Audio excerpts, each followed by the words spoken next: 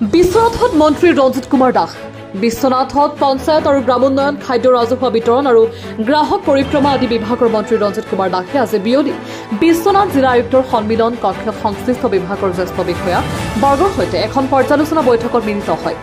বৈঠকত মন্ত্ৰীগৰাকীয়ে বিভাগীয় বিষয়াবৰ্গৰ পৰা বিভাগটোৰ উন্নয়নৰ খতিয়ান লয়। এই বৈঠকৰ পিছতেই মন্ত্ৰীগৰাকীয়ে সাংবাদিকসকলৰ আগত ইতিমধ্যে 20 লাখ ঘৰ সম্পূৰ্ণ কৰিলেও 65 লাখ ৰেচন কাৰ্ড দিয়া হ'ল বুলি উল্লেখ কৰে। মন্ত্ৰীগৰাকীক সংগ দিয়ে বিশ্বনাথ বিহালী গহপুৰৰ বিধায়ক প্ৰমোদ বৰঠাকুৰ, দিগন্ত খাটোৱাল, উৎপল বৰা, আয়ুক্ত মুনীন্দ্ৰ নাথ নাটেকে ধৰি জিলা প্ৰশাসনৰ বিষয়ববীয়াসকল। বিশ্বনাথৰ পৰা ৰমেশ চন্দ্ৰ চয়নৰ ৰিপৰ্ট, প্ৰতিদিন লাইভ।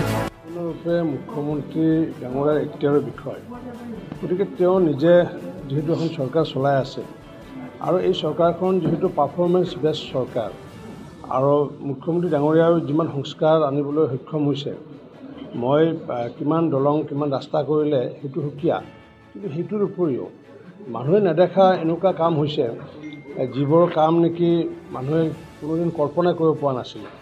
উদাহৰণস্বৰূপে যদি কওঁ যে আমি নিৰ্বাচনৰ সময়ত মাননীয় মুখ্যমন্ত্ৰী ডাঙৰীয়াই কেতিয়াও প্ৰতিশ্ৰুতি দিয়া নাছিলে ৰেচন কাৰ্ড দিম, বিভিন্ন হয়তো ইনফ্ৰাষ্ট্ৰাকচাৰ কৰিম বুলি প্ৰতিশ্ৰুতি দিছিলে।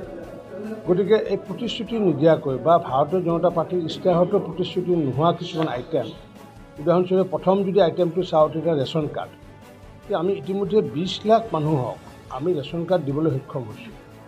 এতিয়া নতুনকৈ আমি প্ৰায় 42 লাখ মানুহক ৰেচন কাৰ্ড দিবলৈ সক্ষম হৈছোঁ আৰু নতুনকৈ আমি 20 লাখক দিবলৈ গৈ আছোঁ। গতিকে 62 লাখ মানুহে অসমত কোনো কালে ভবা নাছিলে যে তেওঁলোকে নতুন ৰেচন কাৰ্ড পাবগৈ। গতিকে এইবোৰ কাম মানুহে দেখা নাছিলে বা মানুহৰ কাৰো দাবী নাছিলে, কিন্তু আমি বিভাগে যেতিয়া আমি উপলব্ধি কৰিলোঁ বহু ধৰণৰ ফেক ৰেচন কাৰ্ড আছে আৰু সেই ফেক ৰেচন কাৰ্ডবোৰ ডিটেক্ট কৰাৰ কাৰণে অন্যতম উপায় হিচাপে আমি আধাৰ লিংকেজ যেতিয়া কৰিব দিলোঁ তেতিয়া দেখিলোঁ যে 50 লাখতকৈ বেছি ফেক ৰেচন কাৰ্ড আছিলে আৰু কিছুমানে প্ৰায় 12 লাখ মানুহে চাৰেণ্ডাৰ কৰিছিলে, ধনী মানুহে, আৰু সেইবোৰক আমি এতিয়া 62 লাখক দিবলৈ সক্ষম হৈছোঁ। ঠিক তেনেকুৱাকৈ আমি যদি কওঁ যে আমি সচিবালয় হওক বা জিলা প্ৰশাসন, তো সচিবালয়ত আমি প্ৰায় এই 3টা বছৰত আমি 3 লাখ আমি ফাইল ডিছপ'জ কৰিছোঁ, ফাইল ডিছপ'জ কৰিছোঁ। অৰ্থাৎ 3 লাখ ফাইল ডিছপ'জ কৰাটো মানুহে হয়তো ইমান ইয়াৰ ৰিজাল্টটো কি নাজানে, কিন্তু ইয়াৰ ৰিজাল্টটো হৈছে কি যে 3 লাখ ফাইল ডিছপ'জ কৰা হৈছে মানে কি যে 3 লাখ ফাইলৰ মানুহ দিছপুৰত যাবলগীয়া হোৱা নাই। অৰ্থাৎ 3 লাখ মানুহৰ এই খৰচটো বাচি গৈছে। এই খৰচতকৈ বেছি লাভ হৈছে কি যে ইন্ধনবোৰ বাচি গৈছে, যাৰ কাৰণে দেশৰ এটা লাভ হৈছে যে ইন্ধন নোহোৱাকৈ মানুহে কাম হোৱাৰ ফলত আমি 3 লাখ যি ফাইল ডিছপ'জ কৰিলোঁ।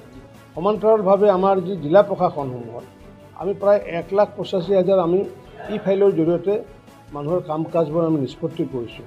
গতিকে এইবোৰ মানুহে নেদেখা একোটা ডাঙৰ এচিভমেণ্ট।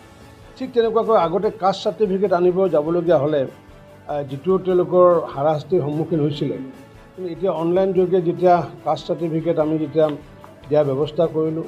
ঠিক তেনেকুৱাকৈ মাটি বাৰীৰ ক্ষেত্ৰত আমি জানো যে মাটি বাৰীৰ ক্ষেত্ৰত আমি পূৰ্বতে চাৰ্কুল অফিচত যাব নোৱাৰা অৱস্থা, দালাল নহ'লে আমি কোনো কাৰণতে মাটিৰ এখন কাগজো আমি আনিব নোৱাৰোঁ।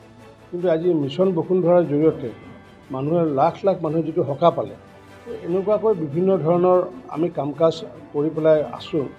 গতিকে এই যিটো পাৰফৰ্মেঞ্চ, মাননীয় মুখ্যমন্ত্ৰী ডাঙৰীয়াৰ যিটো পাৰফৰ্মেঞ্চ, এই পাৰফৰ্মেঞ্চত আমি মন্ত্ৰীসকলে সহায় সহযোগ কৰিছোঁ আৰু তাৰ ভিতৰত তেওঁ যদি ভাবে যে নহয় বেটাৰ পাৰফৰ্মেঞ্চ লাগে, গতিকে তেওঁৰ নিজৰ যিটো এখতিয়াৰ, সেই এখতিয়াৰৰ ভিতৰত সাল সলনি কৰিছে বা কৰি থাকিব।